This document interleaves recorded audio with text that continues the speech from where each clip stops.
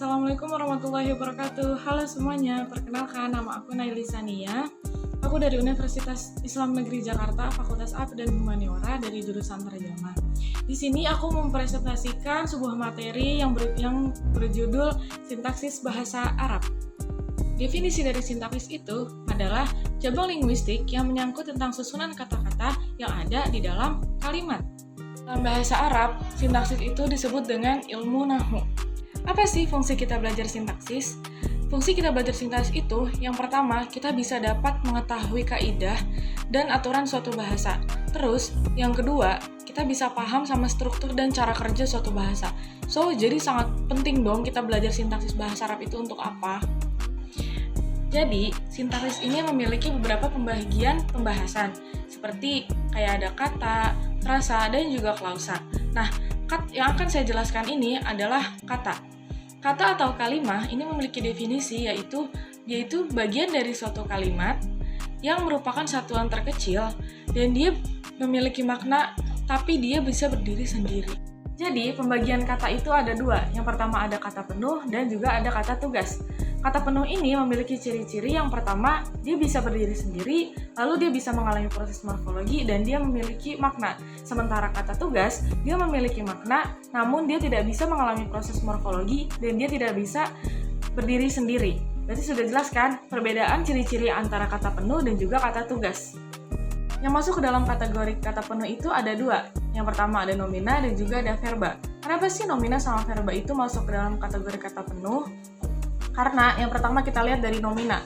Nomina dari contoh yang di atas, contohnya masjidun. Kata masjidun memiliki makna yang berarti masjid. Terus dia bisa berdiri sendiri, dia bisa kata tunggal. Selanjutnya dia juga suatu waktu bisa mengalami proses morfologi. Selanjutnya verba. Verba juga masuk dalam kategori kata penuh karena dilihat dari contohnya yaitu nasoro. Nasoro ini memiliki makna yang berarti menolong. Lalu dia bisa berdiri sendiri dan dia juga bisa mengalami proses morfologi. Makanya sudah jelaskan kenapa nomina sama verba ini masuk ke dalam kategori kata penuh. Apa sih yang masuk ke dalam kategori kata tugas? Nah, yang masuk ke dalam kategori kata tugas itu partikel. Kenapa partikel bisa masuk ke dalam kategori kata tugas? Karena kayak contoh di atas, pada kata min. Kata min ini bisa kita artikan sebagai dari, dia bisa memiliki makna. Tapi, kata min ini tidak bisa berdiri sendiri, dia nggak bisa kita artikan sebagai dari. Dari apa? Hanya dari. Dia itu harus berhubungan antara sama nomina atau enggak sama verba. Dan dia juga tidak bisa mengalami proses morfologi. Selamanya min itu akan tetap menjadi min, tidak berubah. Selanjutnya, dalam bahasa Arab itu ada beberapa kaitannya kayak verba. Verba bahasa Arab itu memiliki dua pembahasan. Yang pertama ada kala dan yang kedua ada modus. Nah, yang pertama, kala. Kala itu biasa kita sebut sebagai waktu.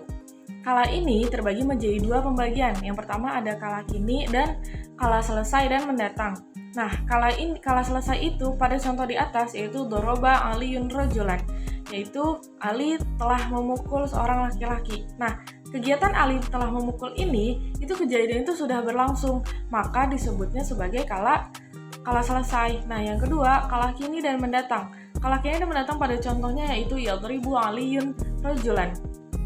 Nah, yang mana kita artikan Ali sedang atau akan memukul seorang laki-laki. Maka, kegiatan Ali memukul laki-laki ini itu kejadiannya bisa sedang berlangsung atau bisa terjadi di masa depan atau yang akan terjadi.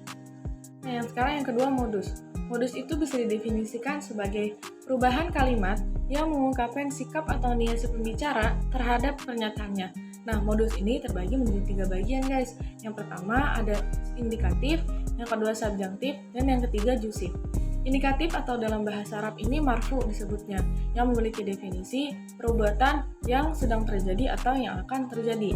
Contohnya pada kalimat di atas, yaitu ana aqra'ul kitaba, saya sedang atau akan membaca kitab. Nah, kegiatan saya membaca kitab ini itu bisa saja terjadi atau yang akan terjadi.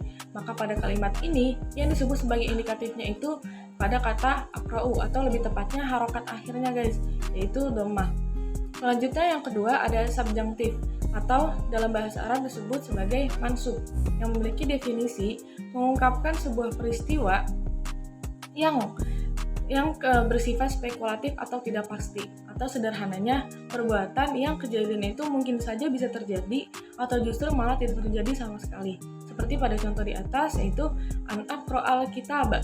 Saya akan membaca kitab. Nah, kegiatan saya membaca kitab ini itu kemungkinannya bisa saja terjadi, atau justru pada kalimat yang tidak mungkin terjadi, kata lan aqra al-kitaba. Nah, saya tidak akan pernah membaca kitab. Dan yang disebut sebagai subjunctive ini pada kalimat ini yaitu aqra'a, atau lebih tepatnya harokat akhirnya guys, itu mansub fathah. Terus yang ketiga ada jusif. Jusif itu atau disebut majzum, yaitu perintah, kalimat kata perintah atau larangan. Seperti contohnya la taqra'il kitaba, janganlah kamu membaca kitab. Nah, ini kan sebuah kata larangan kan guys. Nah, pada kalimat ini yang disebut sebagai jusif itu kata takro. Karena takro ini harokat akhirnya itu majzum, maka disebutnya sebagai jusif. Nah, selain verba bahasa Arab, nomina dalam bahasa Arab itu juga memiliki pembahasannya guys. Nah, pembahasan dalam nomina bahasa Arab ini itu dinamakan kasus. Kasus itu memiliki definisi perubahan bentuk benda ataupun kata sifat atau kata ganti yang menunjukkan peran atau fungsi dia dalam suatu kalimat.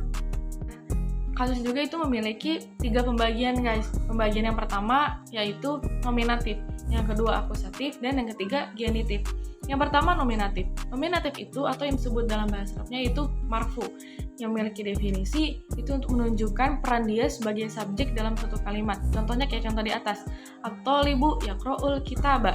Seorang murid sedang membaca kitab. Nah, pada kalimat ini yang berperan sebagai subjeknya itu pada kata at-thalibu, maka at-thalibu ini disebut sebagai nominatif.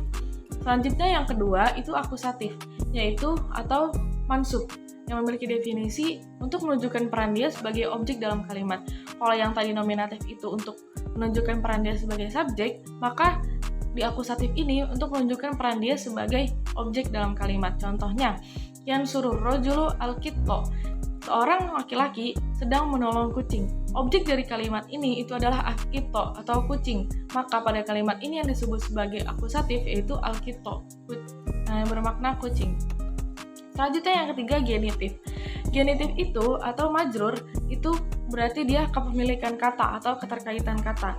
Pada contohnya yaitu kitabut thalibi, yaitu artinya kita pilih seorang murid. Maka pada kalimat ini yang disebut sebagai genitif itu adalah kata at-thalibi, karena kata at-thalibi ini memiliki keterkaitan pada kata sebelumnya yaitu kitabun. Maka pada kalimat ini disebut sebagai genitif. Kira-kira penjelasan singkat dari sintaksis bahasa Arab. Semoga penjelasan tadi bisa dapat dimengerti oleh kalian semua ya. See you. Assalamualaikum warahmatullahi wabarakatuh.